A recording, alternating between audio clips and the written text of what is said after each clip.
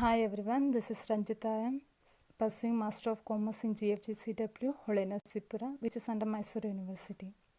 Today, here I am going to say you about sources of international funds.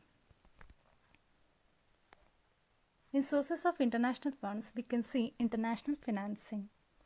Let us know about the international financing. International financing, it not only relates to India, but also relates to different countries. Till 1991, there was no globalization and it was overall surrounded over our nation, and financial arrangements were also over surrounded our nation.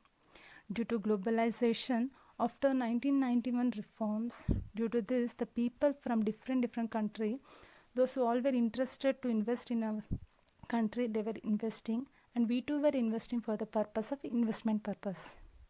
For this reason, they have said that international source of finance is not only limited to our country, it has also reached international level, and we too have the option of collecting money from different nations and use it for the purpose of investment, and we should give the same benefit for the foreigners as we give to our Indians.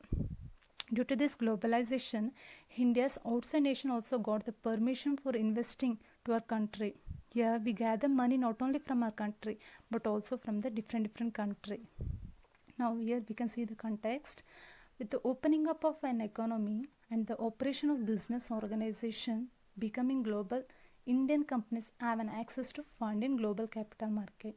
Due to the opening up of economy, business organization became global as it deals with finance on a global level, and globalization has opened doors that is called global capital market.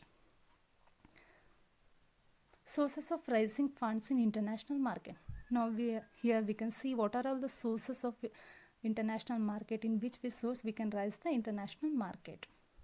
International financing, it is classified into three types, that is commercial banks, international agencies and development banks, international capital market. Now let us know about the commercial banks. Commercial banks, however, our nation has a commercial bank. As the same way we can see the commercial bank in different nations like UK, US, etc. However, commercial bank is not an international bank, but for us it will be foreign commercial bank because it will be situated in different country. From this source also we can collect finance. International agencies and development banks. Here in India, we can see the concept of international financial institution. Financial institutions have been brought for the purpose of development. As the same way, we can see same kind of institution in international level also, which provides finance. The main motive of them, it is development. Through like this agencies also, we can raise fund. International capital market. Whereas in India, capital market, we buy and sell shares and debenture. As the same way, in the international capital market, we can enlist our Indian securities, and we can see what international capital market, it is classified into four types: global depository receipt, American depository receipt, foreign Indian depository receipt, foreign currency convertible bonds. First, let us know about the. Here in this picture, I'm going to give you a clear picture about GDR. If we understand the concept of GDR, it will be quite easy to understand the other concept like ADR and IDR. Here I will give you an example. Here we can see our Indian country and we raise money from our Indians. If we also want to raise money from foreign country through issuing shares or any other security, in which way to do? If we want to sell securities to foreigners, in which way to do for international arrangements? Yes, simple, the answer will be GDR. Here we can see Indian company. Indian company issues securities like shares or debenture. These shares will be normally locally because it exists in India and it denominates obviously in rupees. Indian company issues shares in Indian rupees. Here we can see the depository bank. Whether the foreign issues in rupees? No. Foreigners will be convenient in payment of dollar or well-recognized currency. So here we can see we have brought a bank called depository bank. This depository banks plays a vital role that converts local share to depository receipt, which will be in US dollar, that we call as GDR. Global depository receipt. GDR is a negotiable instrument and can be traded freely like any other security. GDR is a negotiable instrument as we trade shares and debenture. In the same way we can trade GDR, and it goes hand by hand. And in the Indian context, GDR is an instrument issued abroad by an Indian companies to raise fund in some foreign currency, and it is listed and traded on foreign exchange. It is an instrument Indian company issued to abroad to raise fund in foreign currency. Obviously, it is listed in foreign stock exchange and foreigners buy in it. A holder of GDR can at any time convert into number of shares it represents.